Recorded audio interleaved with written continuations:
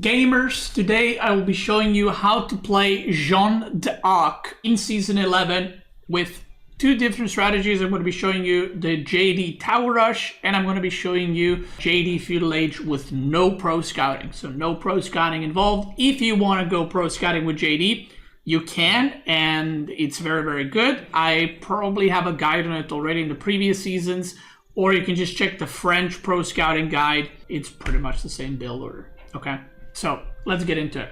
JD Tower Rush. Okay, so we'll start with explaining the very start of the build order because it's very specific, and then I'll tell you guys in which matchups you can do this in. So you're going to build the barracks with JD. So as always, whatever buildings you are making, you want to make them with JD. The reason for that is she gains 4 experience every like 2-3 seconds, as you can see right there. Oh, it's gone. While when she gathers, she gets 2 experience. So building buildings with JD, very good. She's going to level up faster, so do that. So we're going to build a barracks with JD immediately, and we're going to send 5 villagers onto the wood. So why are we doing 5? Because right now we have no wood. So we need wood for the house and the spearman. So this is a little bit tricky at the start. Basically, when the game starts, you're going to send the scout to go scout. You're going to make a villager, and then you're going to send all of them onto the wood. Then you will select JD and make a barracks.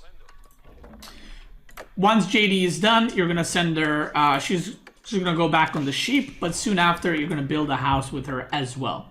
You rally the workers onto the sheep, and now when these guys drop off 50 wood, you want to take 3 away and put them on the sheep because you're going to need a lot of food to produce villagers and to produce spearmen. You will not make a house, so you had 50 wood, you're not going to make a house. You're going to make a spearman first, and then with the next 20 wood, you're going to make a house, okay? So you will have time, don't worry about it. Right now we're 8 supply, 9 supply, 10 supply, and look how that works out. These guys drop off the wood, and now I'm starting the house, and basically by the time this villager completes, the house will be completed as well. So this is like the trickiest part about this build because there's a lot of stuff you got to do kind of quickly. But if you do it once or twice, 3 times, you'll get a hang of it, and it's going to be pretty easy. And now every time these guys drop off 20 wood, you just make another spearman. Now, see it drop off, boom. Sometimes you'll also need to force drop off food, which means select villagers, click on town center, and then click to gather again like I just did. And now I'm making another spearman. Okay, so now that the basic build order for this part is shown, how do you tower rush? Against which civs do you tower rush? So you usually want to make 5 spearmen, and then you want to go tower rush, right? You make a tower and you put 5 spearmen into the tower, and depending which civ you're playing against, depends which resource you're going to tower rush in the first place. So for example, if you're playing against Malian, you want to tower rush the gold. Other civs that you can tower rush: do not tower rush English, you can tower rush French, you can tower rush probably not Mongol or Rus because there's not much to tower rush. You can tower rush Byzantine on the berries, Malian obviously on gold. If you're playing against Ottoman, you can open barracks and make a couple of spearmen, but you don't need to tower rush because Ottoman is not really dependent on any resources super badly.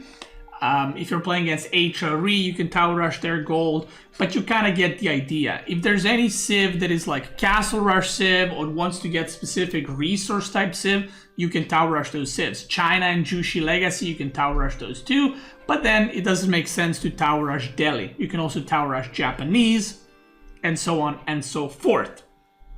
So in this game, we're playing against Malian, which is like the prime target for tower rushing because of their pit mine and how important it is. Now, usually I would make 5 spearmen and a tower, and then I would simply age up after that. But if you see, no matter which civ you're playing against, if you see that the opponent is making spearmen, like this game, he will be defending with barracks and donzos. If you see the opponent do that, then you will continue making spearmen.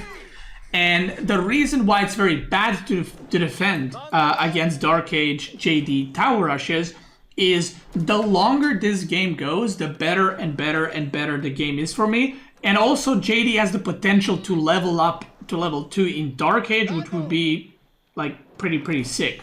So this game, I'm doing my standard thing, I'm ready to go tower, and I see Donzo out. And I go, okay, we're making Spearman. So I have 4 on wood right now because I want to get enough wood to get the tower up. And I see Donzos, and I continue making Spearman. So I'm not stopping at 5, I'm just gonna keep cranking Spearman because I'm like, okay, I like this, the way, what we're doing right now, where the game is at is very good for me. So I have Spearman, and I'm gonna pull JD. Now, another important thing. If you're playing against other civs that are not defending Tower Rush, I would advise you to simply make a tower with a normal villager, because running across the map is gonna take a lot of XP away from JD, and you will also not be able to age up to Feudal Age with her, so your age up will be slightly slower because she builds a lot faster. On the other hand, if you're playing against a civ that is either defending in Dark Age or a civ that might pull the villagers on you, if that's something you're experiencing a lot on ladder where people pull villagers in order to defend the tower, then you should send JD, because normal villager has 50 health, JD has 150 health. So she is very tanky, and she has regen where she regenerates 1 health per second while out of combat. So, by the way, can you guys, my Twitch chat is not working. Can you guys confirm we're still live? So I'm not talking to myself. So, okay, we are live. Okay, thank you. So, right now I'm doing the pushing, and Malian, for example, can usually snipe the villager that's building the tower, but look what happens here. I'm still making Spearman. I'm liking this part in the game for myself. I start making tower. And look at this, JD, Donzo throws a spear, barely does any damage. Like, I don't need to kite with JD, I don't need to move, I don't gotta do anything. I can just keep making tower because I have so much HP that it doesn't really matter. Like, she's not gonna go down. And if he focuses JD, for some reason, he just decides to right click on JD, I'm gonna kill all the Donzos, and then, well, he's gonna lose the pit mine anyway. So, if you look here, we're fighting, I'm just building the tower, I don't really care, it is what it is. And I keep torching, I keep defending JD as much as I can. Look, he throws the Spearman, or he throws the Donzo Spears, and she's like barely touched, right? Behind this, I've chopped all 3 trees, and now I'm making a lumber camp. The reason I'm making a lumber camp is because I need to make another house very soon, and I need to get villagers onto the gold so I can start aging up, because even though I've been producing Spearman, I still have a lot of food. So he goes in, he pulls the villagers in order to try to defend this, but it is too late, he realizes and runs back. And now we can torch. Okay, so next thing. Do you go back with JD? Do you stay with JD? What do you do? Well, in this game, because we are fighting, you can see she's kind of close to getting the enough XP to go to level 2. So instead of sending her back, I just decided to stay here. I got XP from this house, and I'm just going to torch the mine. And if he ever tries to break this, JD can repair the tower, but she will also gain a crap ton of XP as well. So what I do here, you just leave JD here. I'm not gonna send her back home, and you can even put her like forward like this, so that if the enemy charges in, all the damage goes into her, and then she will regen instead of your Spearman dying. So behind this, we're gonna send 6 villagers on the gold because I want to age up ASAP. You can see he's throwing some Donzo Spears, she's tanking, we're chilling, got more XP, and she's almost at the age up, and I'm still trying to kill this pit mine at the same time. So he goes for fight, again, more XP for me, so it's very good. He finishes the age up with Saharan Trade Network, and now this is an interesting thing you can do. So, you can see that I'm very close to age up, or a level up, sorry. So if I send her at home at this point, by the time she gets home, she's almost gonna level up, so it just feels like a waste to send her back and forth. So what you can do is do something like this. I'm just gonna build a house here, or you could even build a house like on the other gold or in the corner somewhere for vision, so that she gets more experience. So right now, I'm building the house that I'm gonna need soon, but she is also leveling. I'm getting closer and closer and closer to that level, which is very, very important. That I see this pit mine is about to go down, so I decide to just get JD closer. She gets experience from that too. Behind this, what are we doing? So behind this, I'm going to transition to Knight plus Archer. I'm going to get Wheelbarrow. I'm preparing to get my upgrades. I'm going to get double Broadaxe, Wheelbarrow, Specialized Pig, and start producing Knight plus Archer, because this is already doing a lot of damage, so the build worked out, okay? The pit goes down, I got 15 more XP, and she's about to level up, so the game is in a pretty good spot, and I am in very, very, very good position right now, so this Dark Age rush worked out quite well. I wanted to get some stone. I would suggest you do this too. Get some stone to upgrade not only Fortify, but Arrow Slits, but I only actually had enough stone for Arrow Slits because he arrived with Donzo, so I had to bail, so I'm gonna do that. But you usually want to get Fortified too, because especially denying 2 golds is really, really, really good value. So now, double Archer range immediately. I'm gonna start making Knights. I defend this little attack that he has. And like I said, the game is really, really good for me. I have way more army supply. JD has been level 2 for a moment, so I'm gonna get Consecrate very soon, which the more consecrated buildings you have, you get more and more value from JD. So I usually tell people like JD at this point is pretty bad, like at this state in the game, but about 15-20 minutes you start getting more and more consecrated buildings, your stuff is cheaper, and then you can produce quite a bit, especially if JD is getting close to level 3. The reason I'm not going pro scouting now is because I have very good tempo in the game. So what I mean by tempo is if I go pro scouting now, I'm not making units, and then he can come back into the game by maybe defending this because I wouldn't be able to protect it, and then he goes kaboom and suddenly the game is even, but I have deer in my base. Or I can just go on deer, right? So usually you go for pro scouting to make sure you don't lose any villagers, but I have full map control, he has full infantry army, so I can just go on these deer and there's not much he can do about it. So that's what I'm going to do in a second. You can see I have some idle time. He destroys the tower because I did not fortify it, because he had, what's it called? Because he denied my stone mining. And then over here I find his pit mine because his golds were pretty unfortunate. He got the Beastie special, the gold, and then another gold, and then another gold right here. So I knew the only possible place for him to build pit mine is down there, in which I find immediately, and I torch it down.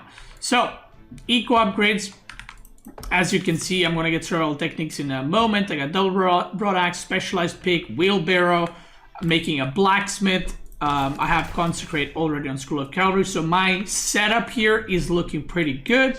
Once these guys start eating the deer, the food income is going to be great as well. And right now, I'm just potentially trying to find some fights, level my JD up.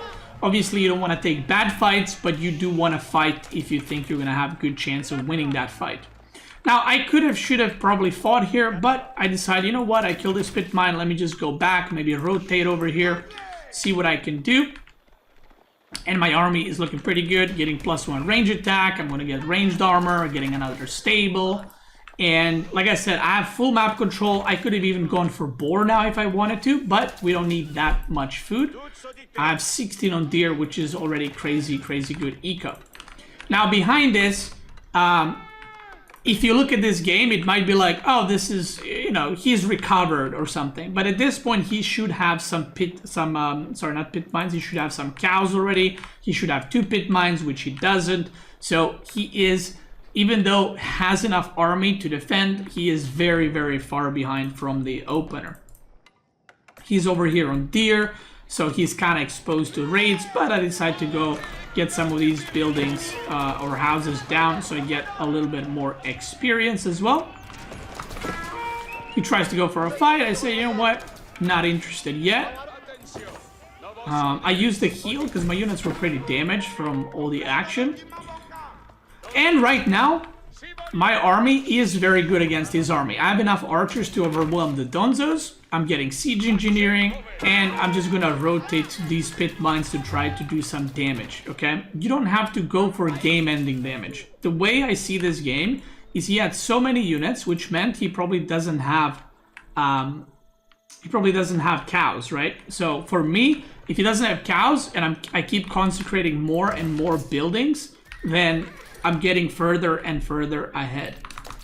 So right here, I go for this. I see, okay, he's got a lot of units. I do a little engage. I make a ram.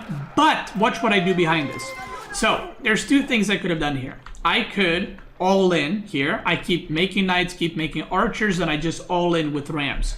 But because he went Saharan Trade Network, it would slow down my all-in quite a bit, and it would be hard to push into this. So if he had the Menza Quarry, I would probably just all in here. But because he has Saharan Trade Network and both of his golds are here, I say, okay, I'm gonna make a ram, and then I'm gonna pull the villagers from wood, and I'm just gonna go for an age up. So look at this, I go for the boar on top, and I'm gonna pull more villagers onto the gold.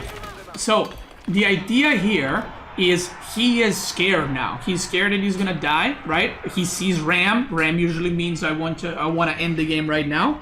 So what I do instead is I'm still kind of poking. I'm trying to find damage, right? I'm trying to see if I can get some good engagements on, but I'm aging up behind this. So I don't want to trade the army. I will only take fights if they are favorable trades. So here, we're doing some trading.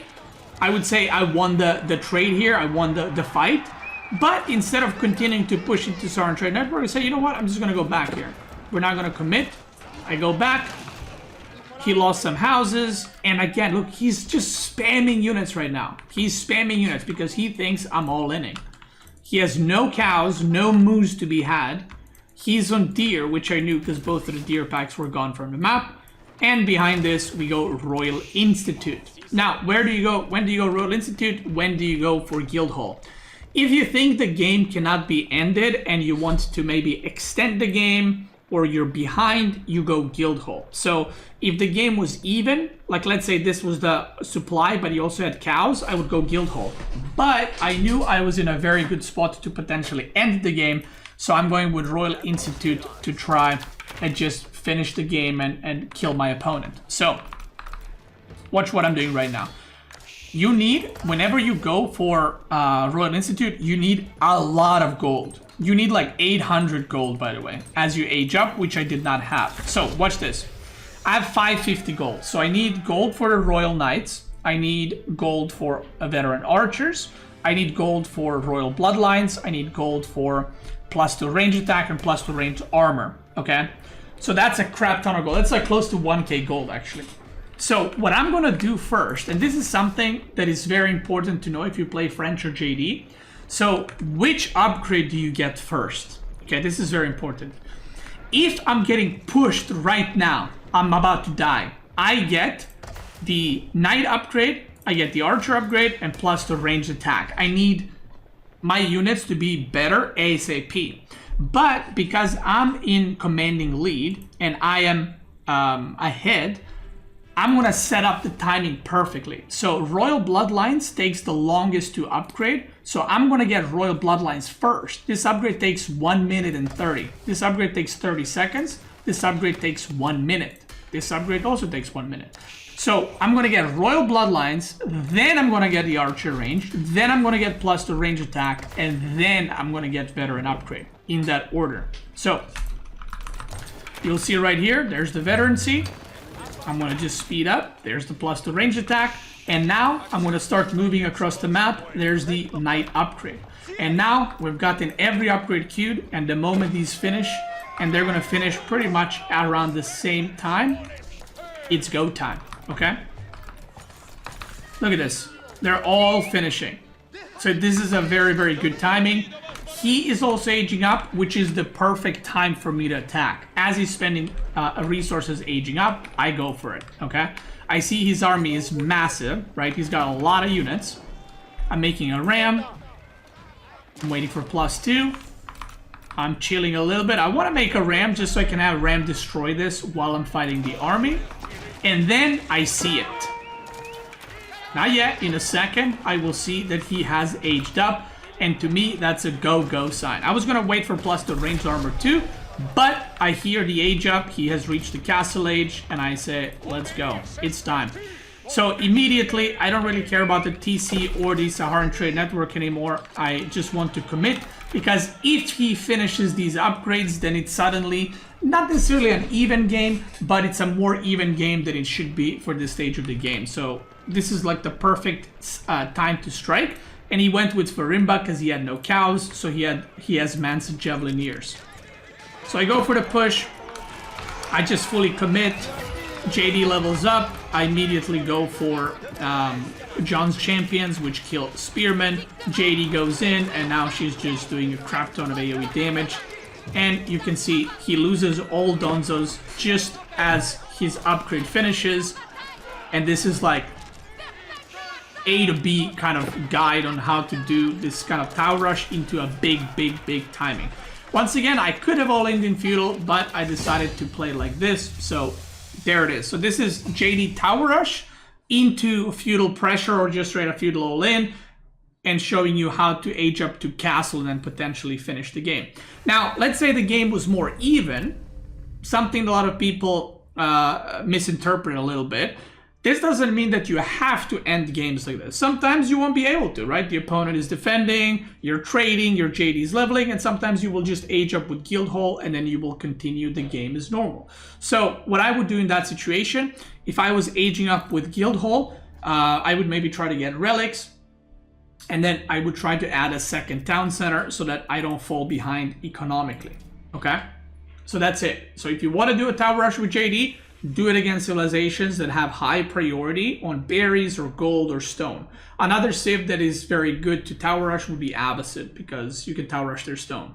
I'm going to show you another game, which is a feudal game, just straight up feudal fighting, no pro scouting. Okay, so no tower rush because we're playing against Delhi, and Delhi doesn't really care about being tower rushed or spear rushed, so we're not going to do that against him in this game. And shout out to Zerkan, by the way, for helping me with these games. I appreciate it.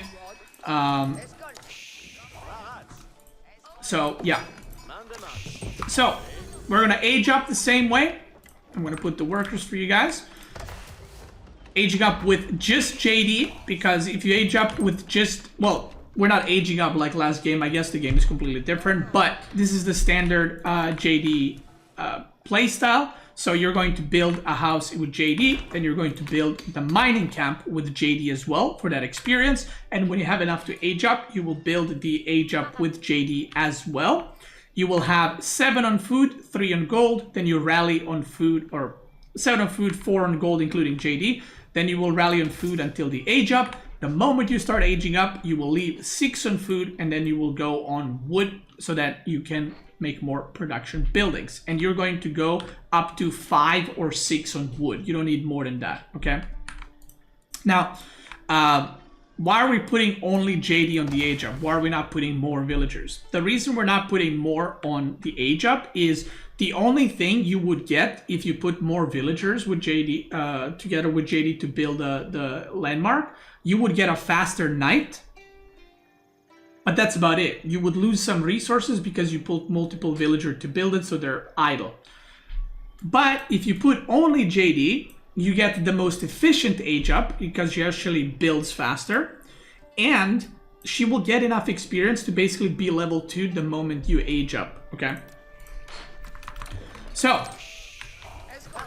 we're gonna put 5 or 6 on wood, like I said. We're gonna build a mill, we're gonna build a house, we're gonna get wheelbarrow, and we're gonna get eco upgrades once again. There's the wheelbarrow coming up. 6 on wood. And now we have 8 on food, 6 on wood. We're gonna rally a couple more to the gold. Now, there are a couple of different ways to play JD if you're playing this feudal aggression. Number 1 is the classic. You go School of Cavalry, you make knights, and you go archer ranges, you make archers, right? Very simple. But there's another way which a lot of top pro players are utilizing, and I would suggest you to do this one as well because I do think it is better. You will go double stable and then into triple archer range. So why do you do this?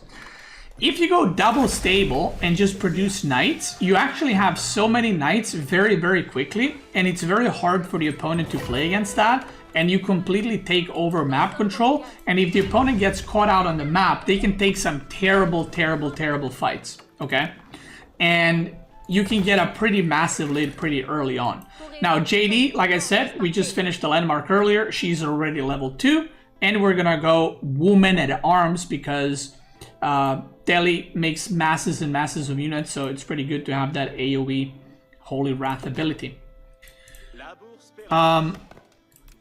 So I'm making second stable already at 5 minutes. Look at this double stable play. We're not going pro scouting.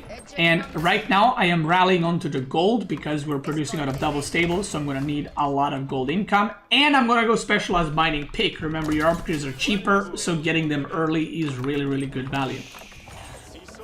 More villagers on gold. And I'm going to go up to 8 on gold. And then I'm going to rally back onto the food. So we're gonna do some poking, some harassment. I see Ghazi Raider coming out, so I'm just gonna chase it around, go back. We're gonna do a little wall here, just, you know, to prevent Ghazis potentially running in. And already we have 4 knights very, very soon. Now, because we're not going pro scouting, I'm actually gonna go deer very early, but I'm gonna do it safely, okay? Don't just go on deer and be like, I hope I don't get attacked, especially if you're playing against another cavalry civ. Look what I'm gonna do. I'm gonna take 5 villagers, build a mill, and then I'm gonna build a tower so that I can garrison the 5 villagers. You don't need to upgrade the tower. You can just have the tower there to make sure your villagers don't die. And you can use, if you want, JD to push the deer a little bit closer. Now, what a lot of people don't know is whenever JD is next to villagers, they get a buff, which is construct a kingdom, and they construct 33% faster. So whenever you're playing JD, this is very, very important. Whether you're aging up to castle, whether you're aging up to imperial, whether you're making a tower, whether you're making a town center, try to have your JD next to the villagers building because they construct 33% faster, which is quite a bit faster, okay? So what I'm gonna do is I'm just gonna make a tower here, and we're gonna leave JD so that this guy builds 33% faster. Isn't that cool? Love that. We're gonna get survival techniques. We're not getting double broad X yet because I'm not going archers yet, so I don't need it this fast. I'm gonna get it later. And we're just spamming knights. We got 4 knights plus JD. I'm gonna lose a villager here because I'm shit. He gets a good surround. I try to move it, but dead. So now JD is here. The tower is about to be completed, and now I have what is this, like 2,450 food secured. This is secured. Because even if he comes here with Ghazis, I can just garrison and then knights can defend. So we just secured a crap ton of food and already in a pretty decent spot to continue this feudal fighting. So now we can chase around with the knights. Now if I went archers here, the Ghazis would completely dominate the field, right? Because I would have, let's say, 3 knights and he would have probably 6, 7, 8 Ghazi. But he stopped making Ghazi because I went double stable knights, which is a good decision from him. And instead he's transitioning to Spearman, okay? So this is why going double stable gives you a lot of map presence and kind of makes the opponent not want to go horseman or Ghazi or whatever civ they're playing, because you're just going to have stronger cavalry basically. But another thing that this kind of playstyle opens up and gives you opportunity to do is very early fighting. So he is playing Delhi. He obviously wants to take sacred sites. He's coming out with spears. You know, he's thinking, I'm not going to fight that. But JD is coming and I'm ready. So, boom, the spearmen get engaged on. He damages 1, but that is 4 spearmen. Ghazi, 5 spearmen are gonna go down, and the Ghazi, he's doing some harassment on the gold. but I have knights chasing the Gazis around, so I'm not actually sure if he kills this or not. Nope, he does not. So he actually takes quite a bad trade there, and suddenly my JD is already cooking. She is, well, not almost there to level 3, but we are slowly getting there. And because I took that good fight, I can now roam a little bit and try to do some damage. Now, what he should do is just spam Spearman. But if he has 10 Spearmen and I have 10 Knights, I can still take that fight. But then if he has like 25 Spearmen out of 10 Knights, then I will need Archers. So what I'm going to do right now is I feel pretty good. I'm making a lot of Knights, producing a lot of units. 2 more just popped up. There's 2 more there. I'm going to take 8 villagers for up to 13. I'm going to put them on wood because I want to transition to archers right now. So I'm getting double broadaxe. I'm going to get forestry. I'm rallying villagers onto the wood. We have 9 on gold. I'm getting blacksmith to get ranged armor or ranged attack. And now we're going into that bread and butter, brother, of knight plus archer. Okay. One trick that you should definitely learn how to do, little micro trick, is if you guys know, or maybe you don't know, basically the Spearmen, whenever you attack move into the Spearmen, they will brace and they will stun your cavalry and do a lot of damage to it. But there's a micro trick that you can do that I actually have a micro guide video explaining it in detail, so you should check that out if you don't know what that is. Basically what you can do is you charge, when the Spearmen brace, you go back and then you charge again onto them and the Spearmen will not brace, which means that you will not take any bonus damage and you will actually take a favorable fight. So you'll see it here because I do it in every fight, and that's what pro players do in every single fight. So if you look at the army supply, that looks pretty scary, right? 26 to 10? You're like, wait, are you two losing? Nope. I'm actually about to take a really good fight. So he has 9 spearmen, 3 archers, 4 scholars, a scout, and Ghazi, and he has more spearmen coming. So watch this. I'm gonna go half speed. So I do a charge. Oh, I do a charge. Spearmen brace. Did you see that? And now we charge again. They don't have brace anymore. And now all the charge hit on the spearmen, making it a really good engage. I lose a knight there. I use a little heal. And in that whole fight, I lost 1 knight, I'm pretty sure. These 2 guys are weak. I'm going to send them back. And once again, JD just got so much experience. I'm now halfway to level 3, and it's 10 minutes into the game. I take a scholar, and now I go back, losing only 1 knight. And because I have chivalry, my knights are now slowly going to heal and regen back up. And once again, the longer this game goes, as long as I consecrate my buildings, my units are going to be cheaper and cheaper. So you get more value. And now the supply is 19 to 12, but he has 5 scholars and my army is knights because I killed so many spearmen earlier on. And now we're going to go for that triple archer range transition. I'm going to get +1 range attack and we just go knight archer. Basically around 10 minutes. If you work by in-game clock, at 10 minutes, you should have 3 archer ranges either completed or started. Let's say, well, not completed, I guess, because this one is still building, but you want to start transitioning to archers around 10 minutes. And now we can go do some harassment. I get villagers here. I kill 1 or 2. 2, so that was pretty good. And I don't want to take any bad fights. My knights are healing, right? I want to make sure they're full HP. Another consecrated use, so now my knights cost 105 food. And he's trying to get an engage because he had previously bad fights, so he's trying to catch me off guard. Reinforcements is coming, and now we have archers, okay? At the bottom, we're doing the same thing. I sent 5 villagers. We're building a tower. We got mill, so this is another 2,450 food secured, which is very good. We still got deer here gathering. We're on these berries, so the food economy is looking pretty good. The wood economy is looking good. Gold economy looking pretty nice too. So he's gonna try to get an engage, and once again, This time I did not cancel, so I did get braced and stunned on a couple of my knights, but that's okay. JD is getting some good damage. Now archers are here, which are obviously going to do really well against the spearmen. And this game is pretty much Jover. I just got a crap ton of XP there. We're almost level 3, and now we can just push to end the game. I'm just permanently spamming units right now. Gonna decap the sacred site, gonna decap the top one.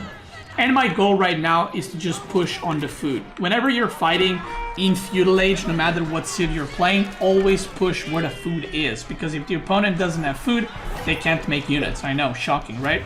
JD levels up. We summon the man-at-arms immediately. I do a little Q, which deals so much damage. And now, JD being level 3 and you're still in Feudal is insanely good for you. Like, this is the dream, right? Because now it becomes extremely hard for your opponent to kill JD.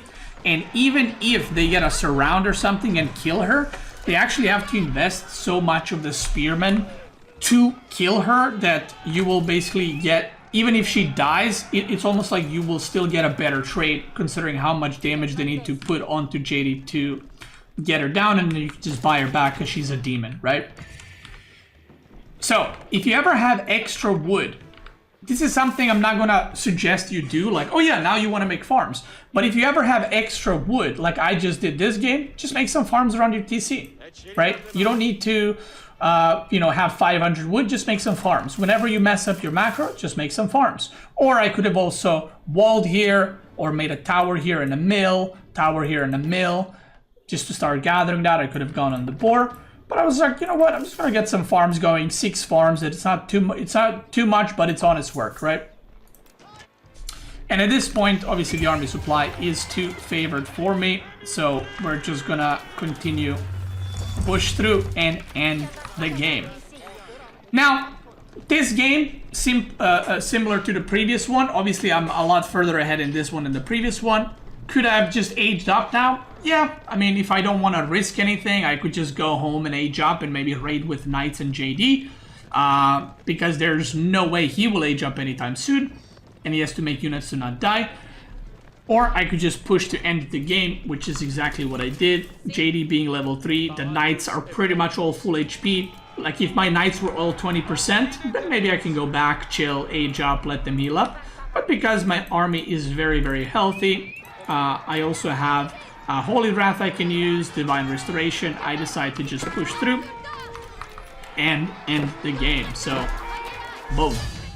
Right there. And he taps out. And by the way, Delhi is one of the civs that JD is, in my opinion, very good against, because Delhi wants to fight in Feudal, and you also want to fight in Feudal, right? But you have Knights and they don't. So, yeah, that's it. That is pretty much how to play JD in Season 11 with the Tower Rush and Aggression. Now, I do want to say there are other ways to play JD. I have tried to TC JD. I don't think it's very good. I think it's very, very slow. JD on hybrid maps is actually pretty good. JD cock trade is pretty good. So I actually think I do have guides on YouTube already with JD cock trade build. So if you want to look at that, you can go ahead and do that. But if you're a JD main or you just want to play JD, the devs said a couple of months ago that they are reworking Jeanne d'Arc as a civilization, which we don't really know what that means. I don't know if they're going to change everything. I don't know when it's coming. But maybe sometime in the future, JD will be like a freshened up or completely new civ. Because right now, I think JD and French are a little bit too similar to one another. So JD rework is coming, but I don't think it's going to come like next week or even in a month or 2 months. So you shouldn't be like, oh, I'm not going to play JD because she's getting reworked soon. Because again, we don't even know what the reworks are. Rework might be like changing the landmarks and basically everything else is the same. Or maybe they just, I don't know, they just update her in some way that we still don't know about. So that's it. If you're watching this on YouTube, I want to thank you so much for watching. I hope you enjoyed the JD guide, how to play JD.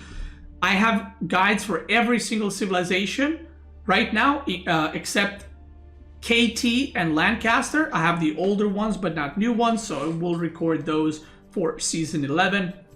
And that's it. If you're watching on YouTube, thank you again for watching. I appreciate it. If you're watching live, let's keep going.